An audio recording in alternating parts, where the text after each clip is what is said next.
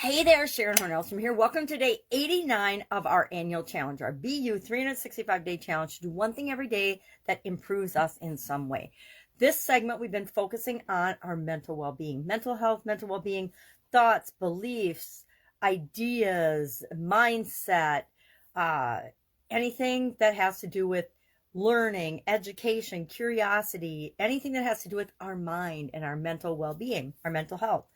So today, as we're wrapping up the month, wrapping up the segment on mental well-being, we're going to talk about what's next. What's next for our mental well-being? We've spent 30 days so far now today concentrating on this area, this aspect of our life in the Lifeline categories, right? Physical, mental, emotional, spiritual, financial, relationships, contribution, communication, and confidence are the 9 areas that I look at my life and set goals and objectives in those areas.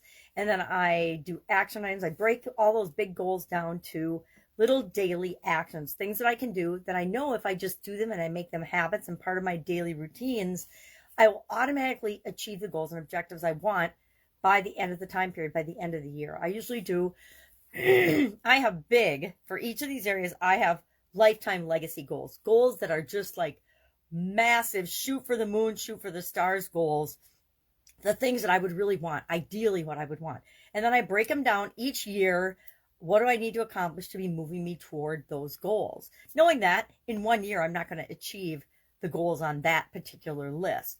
But I am going to achieve my annual goals because I'm going to break them down into bite-sized pieces, down to, I do semi-annual reviews. I do quarterly reviews. I do 90-day reviews, which would be quarterly reviews. I do monthly, weekly, and even daily. Every day I look at what were my action items today and check them off. I love check boxes. It's a thing that helps me to see progress. That's a little tool that works for me, is little check boxes make me see that I'm getting through my list and I'm doing the things I say I'm going to do.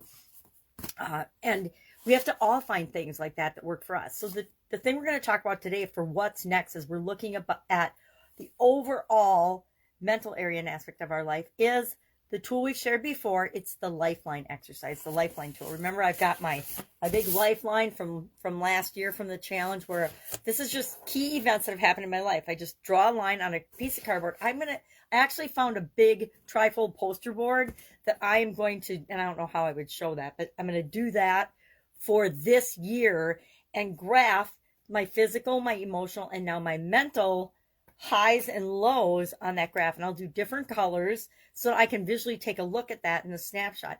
And what I find, why I like doing this exercise, is I realize that I might be high in one area and aspect of my life, but low in another area and aspect of my life. By doing this exercise, I realized that I was high in financial and career and contribution, but I was super duper low, like negative in my physical well-being, my mental well-being, and my spiritual well-being. And so I like to look at it every once in a while and graph it. And as I think of new things, add them to the chart and then say, okay, well, how is this impacting me physically, mentally, emotionally, spiritually, financially? And we'll do that month by month. I'm going to add each of the categories that we're talking about. So physical, emotional last month, and then mental this month. So what I did last night, right before I went to bed, is I'm like, okay, I just brainstormed a list on my absentee ballot for this election. I brainstormed a list of what are some of the mental Lifeline topics, high points, low points that I could just remember. And I brainstormed the list because then I can go through and I can look at it today and I can add to it today.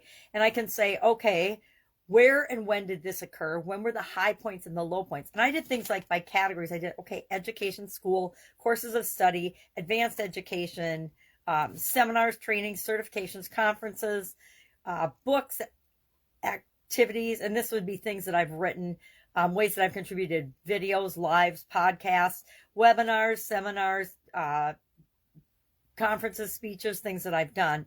Then challenges that I've done and met, because challenges are mostly a mental thing, right? Whether something's a challenge or not is entirely up to us. We get to decide based on our beliefs and our thoughts about that thing, that event, that experience, and to decide, okay, is this just a little everyday occurrence? Is this a challenge? Is this a change? Is this a blip on our radar? Or is this a massive decision-making, life-changing event? It depends. So I brainstormed a whole list of those type things, and I will graph them on. I'm looking at my poster board. It's over here. It's one of those big 3 trifold ones. So I will make my lifeline across the bottom, and I will go 2022 and beyond, because 1960 I was born. So I'll put 1960 and then put the big timeline on the bottom. And what I like about the poster board is it's like 3 or 4 feet. It's probably 4 feet high. So I've got plenty of room to graph the different areas and aspects of my life. And I haven't decided if I'm going to do like a segment of the board for each thing, or I think I'm just going to mix them all together and see where those interactions and those interrelationships are. Because like I said, I've learned over the years that some things that I might be really high in 1 or 2 areas of my life and totally neglecting other areas of my life. And then I analyze that and I say, okay, I understand why this was. What can I learn from that? What are the lessons I can learn from that? Are there any lessons? Did I learn that maybe I need to pull up my physical care and my mental well-being and do some things in that area, as while I'm growing and supersizing and building my business, while I'm learning a new skill or getting a new accreditation or something. I'm not real big on awards and accreditations. I learned that they are all made up, just like everything else, right? Everything in the world's made up. So we could talk about that someday too, and my belief and philosophy about that, because it's true, right? Everything started as an idea in somebody's mind. All right. Questions about the Lifeline exercise? Ask. Our action item today is for you to either make a brainstorm list like this of mind and mental well-being related topics that you want to put on your Lifeline, but to just graph out, even if it's just on a scrap of paper or on your absentee ballot, for example, to just get some ideas down, and then maybe to start plotting and graphing that on your own Lifeline so that you can start to see some of the interrelations and the connections. Like we talked about yesterday, our mental area and aspect of our life is connected to everything. Why? Because we're always thinking. We can't turn off our thoughts. I guess even in a coma, and I was in a coma, our thoughts don't stop. At least mine didn't. Mine kept going.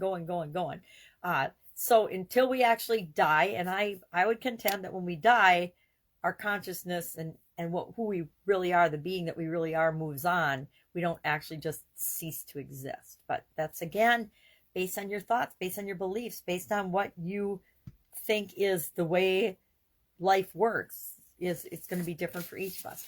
All right. Any questions? Ask. Otherwise, I will be with you tomorrow. Have an awesome day.